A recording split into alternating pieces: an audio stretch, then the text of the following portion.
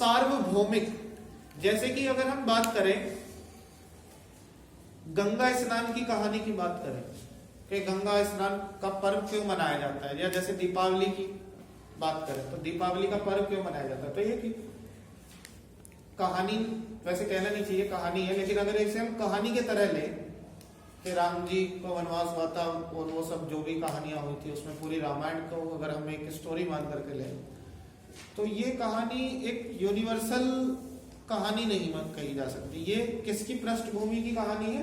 Indian, भारतीय पृष्ठभूमि की कहानी है। इस कहानी को बेटर केवल वही समझ सकता है जो भारतीय पृष्ठभूमि का रहने वाला व्यक्ति हो। लेकिन सेल्मा लेगरलॉफ ने जो कहानियां लिखी हैं वो यूनिवर्सल थीम पर कहानियां लिखी है। यूनिवर्सल थीम का मतलब कि वो कहीं भी रहने वाला व्यक्ति हो वो अपने आप को उस कहानी से कनेक्टेड महसूस करेगा, क्योंकि ये हर एक इंसान की समस्याएं इसके अंदर लिखी हुई है। तो सेल्मा लेगरलॉफ ने कहानी यूनिवर्सल थीम पर लिखी और ऐसी उनकी ज्यादातर कहानियां हैं। I believe that goodness in the character of a human being can be awoken through understanding and love. और इस कहानी की जो थीम है, जो सार्वभौमिक थीम है, वो क्या है कि एक इंसान के अंदर की जो गुडनेस है, जो भलाई है, वो प्यार से, लव से और अंडरस्टैंडिंग से, उस आपसी समझ से उसके अंदर की उस गुडनेस को जगाया जा सकता है। कहने का मतलब है कि एक दुष्ट इंसान को भी एक अच्छा इंसान बनाया जा सकता है प्रेम के द्वारा, सौहार्द के द्वारा। सौहार्द मतलब उसके प्रति सहानुभूति रख करके। This story set amidst the mines of Sweden. ये कहानी जो है स्वीडन की जो खादान होती है, खादान कहते हैं जैसे कोयला निकलता है, ऐसी माइंस के बीच में किसी छोटे से कस्बे की एक स्टोरी है। रिच इन आयरन ओर, और ये माइंस जो है स्वीडन में, ये आयरन, कच्चे और लोहे से रिच, संपन्न है, मतलब भरपूर है। Which is an important part of the history and legends of that country. और ये रिच आयरन ओर से संपन्न जो माइंस है, ये उस देश के जो लेजेंड्स रहे हैं, जो काफी ऐसे लोग रहे हैं, जो विभूतियां रही हैं, महान विभूतियां रही हैं उस देश की, उनके जीवन का, उनके इतिहास का एक इम्पोर्टेंट पार्ट रही है माइंस। क्योंकि ज्यादातर जो ऐसे महान विभूतियों वाले लोग निकले हैं वो इन्हीं माइंस से निकले हैं। तो this story is narrated to some extent in the manner of a fairy tale. ये जो कहानी है ये इस तरह से नरेट की गई है, इस तरह से इस कहानी का वर्णन किया गया है जैसे फेरी टेल हो, कोई परियों की कहानी, इस तरह से सुनाई गई है। चलिए आइए चलते हैं कहानी में। Once upon a time there was a man who went around, just a minute, please pause the video. Time there was a man who went around selling small rat traps of wire. एक बार की बात है, एक इंसान था जो छोटे छोटी चूहेदानियां, स्मॉल रेड ट्रैप्स, किससे बनी हुई? वायर से बनी हुई, तारों से बनी हुई रेड ट्रैप्स बेचा करता था। रेड ट्रैप देखिए, चूहेदानी जिसमें चूहा पकड़ता है, सो ऐसी चूहेदानियां बेचता था वो। He made them himself at odd moments.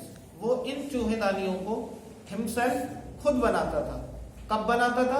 Eight odd moments, कोई फिक्स टाइम नहीं था, विषम क्षणों में, कभी सुबह बना दी, कभी दोपहर, कभी शाम को, तो ओड मोमेंट्स में बनाया करता था। From the material he got by begging in the stores और एट द बिग फार्म्स। उस मटेरियल से बनाता था, जो मटेरियल, जो पदार्थ उसे लोगों से मांग कर, बैग करके मिलता था, स्टोर से बैग करके, या बड़ी बड़ी जो फर्म्स होती थी उन फर्म्स से बैग करके जो सामान मिलता था उस मटेरियल से चूहेदानियां बनाया करता था। But even so the business was not specially profitable. लेकिन इतना होने के बाद भी ये जो पेशा था, बिजनेस था, व्यवसाय था, ये कोई प्रॉफिटेबल व्यवसाय नहीं था, इसमें कोई फायदा नहीं हो रहा था। जबकि जो माल आ रहा था वो कैसे आ रहा था? फ्री ऑफ कॉस्ट आ रहा था, तब भी इसमें फायदा नहीं था। So he had to resort to both begging and petty thievery to keep body and soul together. इसलिए उसे क्या करना पड़ता था? अपनी बॉडी और सोल दोनों को एक साथ बनाए रखने के लिए, यानी कि बॉडी के अंदर ही सोल रहे। सोल बॉडी के अंदर से निकल गई तो आदमी मर जाएगा, तो बॉडी के साथ सोल को रखने के लिए, यानी कि अपने आप को जीवित रखने के लिए उसे दोनों ही कार्य करने पड़ते थे। दोनों कौन कौन से? एक तो ये उसका बिजनेस हो गया मांगने का, बैगिंग का, और दूसरा पैटी थेवरी, मतलब थीवरीज, जो छोटी छोटी तुच्छ छोटी मोटी चोरियां हुआ करती थी, वो चोरियां किया करता था। इवन सो हिज क्लोथ्स वर इन रैग्स, तब भी उसके कपड़े कैसे रहते थे? रैग्स, रैग कहते हैं जो फटे हुए कपड़े रहते हैं, पुराने, रैग्स रहते थे। हिज चीक्स वर संकेन, उसके गाल, संकेन मतलब पिचके हुए। And hunger ग्लिम्ड in his eyes, और भूख हमेशा उसकी आंखों में ग्लीम, चमकती रहती थी। No one can imagine how sad and monotonous life can appear to such a vagabond. कोई भी इंसान कभी भी कल्पना नहीं कर सकता कि इस तरह के सच अ वैगाबॉन्ड, वैगाबॉन्ड कहते हैं घुमक्कड़ या आवारा व्यक्ति, इस तरह के आवारा या घुमक्कड़ व्यक्ति के लिए जिंदगी कितनी मोनोटोनस, मोनोटोनस कहते हैं एकांकी, कि बस जिंदगी में एक ही काम है, कैसे भी करके अपने आप को जिंदा रखना, कितनी मोनोटोनस हो सकती है और कितनी सैड हो सकती है, कोई आदमी कभी भी कल्पना नहीं कर सकता। Who plods along the road, ऐसा वैगाबॉन्ड जो सड़क पर किनारे किनारे सड़क के साथ साथ प्लोड करता हुआ, अपने आप को घसीटता हुआ चलता रहता है। Left to his own meditations, अपने ही meditations में, अपने ही ख्यालों में गुमसुम खोया हुआ। But one day this man had fallen into a line of thought, लेकिन एक दिन क्या होता है कि ये इंसान एक line of thought का मतलब है विचार, एक विचार में, line of thought में पॉन्ड कर जाता है, डूब जाता है, ख्याल में फॉल कर जाता है, खो जाता है। क्या ख्याल है वो? Which really seemed to him entertaining, और वो ख्याल वास्तव में उसे मनोरंजक भी लगा, एंटरटेनिंग भी लगा। वो ख्याल क्या है? He had naturally been thinking of his rat traps, वो प्राकृतिक तौर पर नेचुरली केवल अपने रेट ट्रैप्स के बारे में ही सोचता रहता था, लेकिन आज एक नया ख्याल आ गया। When suddenly he was struck by the idea, जब अचानक से उसे ये विचार उसके दिमाग में टकराया, that the whole world about him, कि ये जो पूरा संसार है, उसके इर्द गिर्द जो ये संसार है, the whole world with its lands and seas, ये पूरा संसार उसके जमीन, उसके समुद्रों के साथ, its cities, इसके शहरों, and villages, इसके गांवों के साथ, was nothing but a big trap, ये और कुछ नहीं बल्कि एक बड़ी सी चूहेदानी। ये पूरी दुनिया, ये उसके दिमाग में ख्याल आया, ये ख्याल था जो उसे एंटरटेन कर रहा था। It had never existed for any other purpose, वो सोचने लगा कि ये दुनिया किसी अन्य अदर पर्पस के लिए, किसी भी अन्य पर्पस के लिए नहीं है सिवाय इस पर्पस के। क्या? Then to set baits for people, कि ये इंसानों के लिए बेट, बेट कहते हैं लालच, जैसे शेर को फंसाने के लिए बकरी को बांध दिया जाता है, चारा, उसको बुलाते हैं बेट, कि ये केवल क्या सेट करती है? लोगों के सामने बेट, लालच सेट करती है, लालच स्थापित करने के लिए, दुनिया और किसी काम के लिए नहीं। तो वो कहता है it offered riches and joys, ये दुनिया क्या ऑफर करती है उस चारे के रूप में? रिचेस, इसका धन, संपन्नता, इसके आनंद ऑफर करती है। शेल्टर ऑफर करती है लोगों के, कि लोगों के पास घर हो। फूड ऑफर करती है कि तरह तरह के व्यंजन हो खाने के लिए। हीट हो मतलब आराम हो, कंफर्ट हो। एंड क्लोथिंग, और कपड़े हो लोगों के पास सुंदर सुंदर पहनने के लिए। Exactly as the red trap offered cheese and pork, बिल्कुल ठीक ही ऐसे ऑफर करती है दुनिया जैसे रेड ट्रैप के अंदर हम पनीर का टुकड़ा लगा देते हैं या पोर्क मांस का टुकड़ा लगा देते हैं जिससे कि चूहा उसके अंदर फंस जाए। तो ये दुनिया भी ऐसी ही है, ये ऐसी रिचेस, फूड, कंफर्ट, हीट, ये सारी चीजें ऑफर करती है। And as soon as anyone let himself be tempted to touch the bait, और जैसे ही कोई इंसान इतना टेम्प्टेड हो जाए, इतना उत्सुक हो जाए कि वो बेट को टच करने दे अपने आप को, जैसे वो बेट को, यानी कि जो चारा है इसको टच करता है। चारा इंसान के लिए क्या क्या है कि वो चल पड़े कि मुझे धन चाहिए, वो चल पड़े कि मुझे अच्छा खाना चाहिए, वो चल पड़े अच्छा मकान चाहिए, अच्छा कंफर्ट कपड़े चाहिए। तो किसी भी काम को पाने के लिए चल पड़े, बस वो एक बार टेम्प्टेड हो जाए, उत्सुक हो जाए बेट को टच करने के लिए, तभी क्या होता है? It closed in on him, ये दुनिया उसको क्या कर देती है? फंसा लेती है, ये जाल उस पर बंद हो जाता है। And then everything came to an end, और तब सारी चीजें किस तरफ आ जाती है? एंड की तरफ आ जाती है, अंत की तरफ, समाप्ति की ओर हो जाती है, मतलब उसकी समाप्ति, उसका अंत हो जाता है। The world had of course never been very kind to him. अब राइटर बता रहे हैं कि ये जो पेडलर है, घुमक्कड़ जो है, ये वैगाबॉन्ड जो है, ये इसके लिए बोला गया है सेंटेंस कि संसार उसके लिए कभी बहुत ज्यादा दयालु नहीं रहा। The world had of course never been very kind to him, कभी उसके लिए बहुत दयालु नहीं रहा। So it gave him unwanted joy, तो इस विचार ने उसको एक ऐसा आनंद दिया जो मतलब एक अनवांटेड जॉय था, जो वो चाहता नहीं था, लेकिन उसको आनंद आया। To think ill of it, संसार के बारे में इस तरह से, इन दिस वे, इस तरह से बुरा सोचकर उसको क्या मिल रहा था, आनंद मिल रहा था। उसको मिल रहा था कि ये लोग मुझे, मुझे मान लिया कि मुझे संसार से कुछ नहीं मिला, मैं भुमक्कड़ हूं, लेकिन ये कौन सा सुखी है, ये भी तो एक बड़ी सी चूहेदानी के चक्कर में फंसे हुए हैं और फाइनली मर जाएंगे उसी चक्कर में। तो उसको ये सोच करके बड़ी सांत्वना मिल रही थी, वो कंसोल हो रहा था, खुशी मिल रही थी उसको। It became a cherished pass time of his, और इस बारे में सोचना उसके लिए क्या बन गया, एक मजेदार समय बिताने का तरीका बन गया। ड्यूरिंग मैनी ड्रेयरी प्लॉडिंग्स, बहुत दुखद प्लॉडिंग्स के दौरान, अपनी जो घसीटकर यात्राएं करता रहता था उनके दौरान, to think of people he knew, उन लोगों के बारे में सोचना जिन्हें वो जानता था। Who had let themselves be caught in the dangerous snare, जिन्होंने अपने आप को इस खतरनाक जाल में फंसने दिया था। And of others, अन्य लोगों के बारे में सोचना, who were still circling around the bed, जो अभी भी उस चारे के इर्द गिर्द मंडरा रहे थे या चक्कर काट रहे थे, उन सब के बारे में सोचना इसको कैसा लगता था, अच्छा लगता था। उसका चेरिश्ड पास टाइम बन गया था ये, जिसमें उसको मजा आता था। One dark evening as he was trudging along the road, एक अंधेरी शाम जब वो सड़क के किनारे किनारे अपने आप को ट्रज करता हुआ ले जा रहा था, घसीटता हुआ ले जा रहा था, he caught sight of a little grey cottage, उसकी नजर एक छोटी सी ग्रे कॉटेज, भूरे रंग की झोपड़ी पर, कॉटेज पर, मकान पर पड़ी। बाय द रोड साइड, ये झोपड़ी कहां थी, सड़क के किनारे बनी हुई। And he knocked on the door, और उसने दरवाजे पर खटखटाया। To ask shelter for the night, कि उसे रात्रि में रहने के लिए जगह मिल जाए। नोर वाज ही रिफ्यूज्ड, उसको ना केवल इसे इनकार नहीं किया गया, मना नहीं किया गया, उसको अंदर ले लिया गया। इंस्टेड ऑफ द सात फेसेस विच ऑर्डिनरीली मेट हिम, बजाय किसके, जैसे कड़वाहट से भरे हुए चेहरे अक्सर उसको जनरली उसको मिला करते थे। जनरली जैसे चेहरे वो फेस करता था, जब पूछता था मुझे आज के लिए यहाँ जाने दे, सब भगा देते थे, भागो यहाँ से।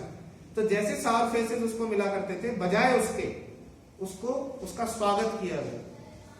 कहा है the owner who was an old man, वो उस कुटिया का मालिक जो कि एक बूढ़ा व्यक्ति था, विदाउट वाइफ और चाइल्ड, जिसके ना बीवी थी ना बच्चे थे, was happy to get someone to talk to in his loneliness, वो खुश था कि उसके पास कोई ऐसा व्यक्ति आया है जिससे वो अपने इस अकेलेपन में बात कर सके। Immediately he put the porridge, तुरंत ही उस बूढ़े व्यक्ति ने पोरेज, पोरेज वैसे खीर के लिए आता है, खिचड़ी कह लो या चावल कह लो, दलिया कह लो, उसके लिए पोरेज इस्तेमाल किया जाता है। तो तुरंत ही उसने दलिया जो है, दलिया का पोट आग पर चढ़ा दिया, and on the fire and gave him supper, और उसको रात्रि का भोजन दिया। Then he carved off such a big slice from his tobacco roll, तब उसने अपनी तंबाकू का रोल निकाला, कोड़ा निकाला, और उसमें से बड़ा सा स्लाइस, टुकड़ा लिया और उसको कार्व किया, ढाला, मतलब उसकी बीड़ी या जो भी बना रहा था वो। That it was enough both for the stranger's pipe, और ये टुकड़ा इतना बड़ा था कि ये दोनों के पाइप के लिए सफिशिएंट था। स्ट्रेंजर के पाइप के लिए भी, मतलब वो रहता है ना, वो पीते हैं चिलम टाइप की, तो वो दोनों की चिलम के लिए सफिशिएंट था, स्ट्रेंजर की भी और उसकी भी, एंड हिज ओन, अपनी भी। Finally he got out an old pack of cards, और अंत में उसने क्या निकाला, एक पुरानी ताश की गड्डी निकाली। एंड प्लेड मजोलिस, मजोलिस ये एक गेम है, मजोलिस खेला उसने with his guest until bed time, जब तक कि सोने का समय नहीं हुआ। अपने गेस्ट के साथ उसने पुरानी ताश की गड्डी निकालकर मजोलिस खेली। The old man was just as generous with his confidences as with his porridge and tobacco. ये बूढ़ा व्यक्ति बेचारा इतना दयालु, इतना सज्जन था, जितना बढ़िया उसका पोरेज, उसका दलिया और उसका तंबाकू था। The guest was informed at once that in his days of prosperity his host had been a crafter at Ramsjo Iron Works. तुरंत ही गेस्ट कौन है? Red trap peddler.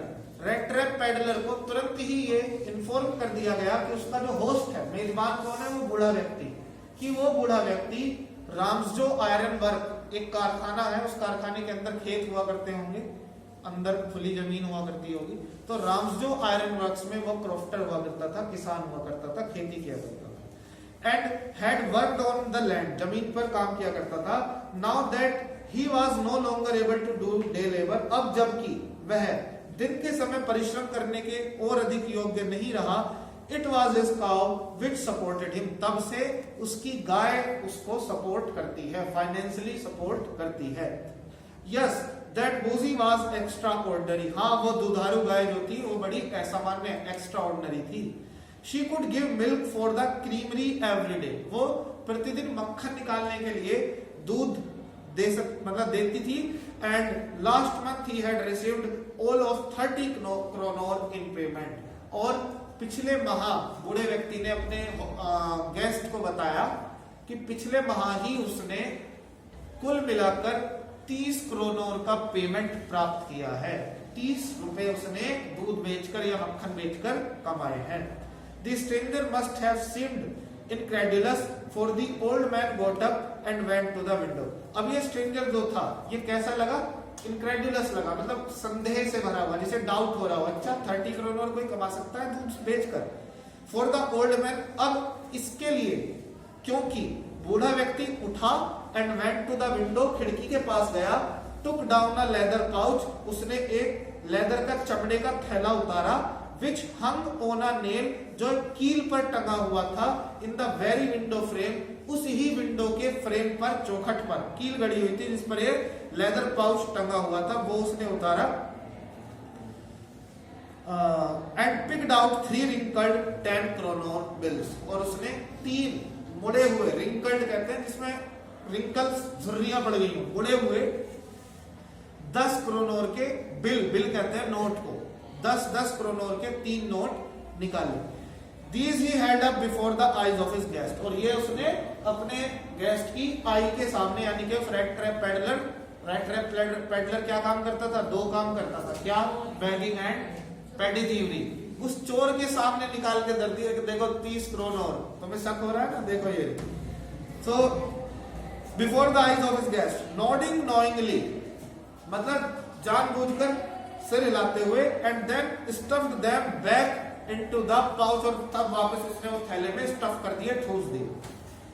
The next day both man goat up in a good season, अगले दिन दोनों ही व्यक्ति बढ़िया मौसम में, गुड सीजन का मतलब है बढ़िया मौसम में उठे, मतलब अच्छा सुहावना मौसम था। The crofter was in hurry to milk his cow, crofter जो था वो थोड़ी जल्दी में था अपनी गाय को दुहने के लिए, दूध निकालने के लिए। And the other man probably thought he should not stay in bed, और दूसरे वाले व्यक्ति ने संभवतया यह सोचा कि उसे बिस्तर में नहीं ठहरना चाहिए। When the head of the house had Gotan up, जब घर का मुखिया उठ चुका हो बिस्तर से। तो ये सभ्यता नहीं कहती कि भाई मुखिया तो उठ के चला गया और तुम अभी भी सोए हुए। They left the cottage at the same time, उन दोनों ने ही उस कुटिया को एक समय पर छोड़ा, रेड ट्रैप पैडलर ने भी और क्रॉफ्टर ने भी। The crofter locked the door, crofter ने दरवाजे का ताला लगाया, and put the key in his pocket, और चाबी अपने जेब में रख ली। The man with the red trap said goodbye and thank you, जो व्यक्ति रेड ट्रैप चूहेदानियां लिए हुए था उसने गुड बाय कहा और थैंक यू कहा। And thereupon each went his on way, और उसके उपरांत दोनों ही अपने अपने रास्ते पर चले गए। But half an hour later the red trap peddler stood again before the door, लेकिन आधे घंटे बाद ही क्या हुआ कि रेड ट्रैप पैडलर जो था वो वापस उस दरवाजे के सामने खड़ा हुआ था। He did not try to get in, however, हालांकि उसने अंदर जाने की कोशिश नहीं की। He only went up to the window, वो तो सीधा कहाँ गया? खिड़की पर गया। Smashed a pane, उसने शीशे को तोड़ा। Stuck in his hand, अपना हाथ अंदर डाला, and got hold of the pouch, with the 30 kronor, और वो थैला उतार लिया जो जिसमें क्या रखे हुए थे, 30 क्रोनोर रखे हुए थे। ही टुक द मनी, उसने पैसे लिए, and thrust it into his own pocket, और अपनी जेब में थ्रस्ट किए, खोसे। Then he hung the leather pouch very carefully, तब उसने वो लेदर का पाउच बड़ी सावधानी से वहीं पर टांग दिया। बैक इन इट्स प्लेस, इसी के ही जगह पर, एंड वेंट अवे, और वहां से चला गया। As he walked along with the money in his pocket, जब वो अपनी जेब में वो पैसा लेकर के जा रहा था, in his pocket, he felt quite pleased with his smartness. उसने अपनी चालाकी से, अपनी चतुराई की वजह से अपने आप को, मतलब उसने बड़ा आनंद में महसूस किया अपने आप को। He realized, of course, that at first he dared not continue on the public highway. उसने अनुभव किया कि वास्तव में that at first he dared not, कि उसका साहस नहीं हुआ कि वो पब्लिक हाईवे पर, जो मेन सड़क थी, उस पर चलता जाए public highway, but must turn off the road, बल्कि उसने क्या किया, अपनी सड़क से मुड़ गया, इनटू द वुड्स, और अपने रास्ते को किसमें मोड़ लिया, जंगलों की ओर। मतलब उसने सोचा कि मैं पब्लिक हाईवे से ना जाकर अब जंगल जाऊंगा, जिससे मैं पकड़ा न जाऊं। During the first hours this caused him no difficulty, पहले घंटे में तो उसे कोई दिक्कत नहीं, जंगल के अंदर चलने में चलता गया। Later in the day it became worse, लेकिन जैसे जैसे दिन बीतता गया, बाद में ये वर्स होता गया, बुरा होता गया। For it was a big and confusing forest, क्योंकि ये जो जंगल था, ये एक बड़ा जंगल था, और कंफ्यूजिंग भी था, भ्रमित कर देने वाला था। Which he had gotten into, जिस जंगल में वो आ गया था। He tried to be sure, उसने पूरी तरह से ये सुनिश्चित होने की कोशिश की, to walk in a definite direction, कि वो बिल्कुल सटीक दिशा में चलता जाए, सीधा। But the path twisted back and forth so strangely, लेकिन जो रास्ते थे वो इतने घुमावदार थे, इतने विचित्र थे। He walked and walked without coming to the end of the wood, वो चलता गया, लेकिन जंगल का अंत हाथ नहीं लगा उसे, ठीक है, बिना जंगल का अंत हाथ लगे। And finally he realized that he had only been walking around the same part of the forest. और finally उसने क्या realize किया कि वो जंगल के एक ही पार्ट में, एक ही हिस्से में घूम रहा है, बस उसको समझ में नहीं आ रहा किधर गया। All at once he recalled his thoughts.